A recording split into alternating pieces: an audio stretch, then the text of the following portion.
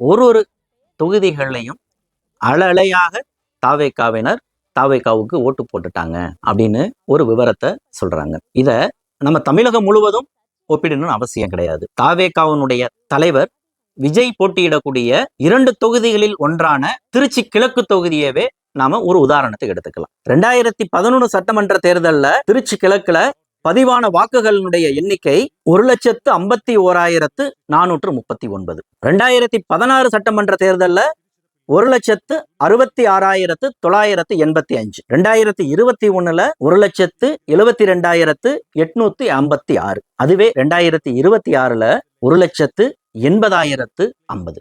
இதுல எங்க அலை அடிச்சிருக்குது, எங்க வரலாற்றில் இல்லாத அளவுக்கு ஒரு உச்சத்தை தொட்டிருக்குங்கிறத நீங்களே சொல்லுங்க. அதாவது 1,51 லட்சம், 1,66 லட்சம், 1,72 லட்சம், 1,8 லட்சம். ஒரு கிராஜுவலா தானே அது இன்க்ரீஸ் ஆயிருக்குது.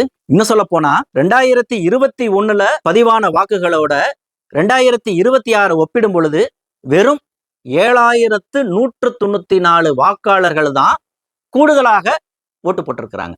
இதற்கு பெயர் அலைன்னு சொல்ல முடியுமா?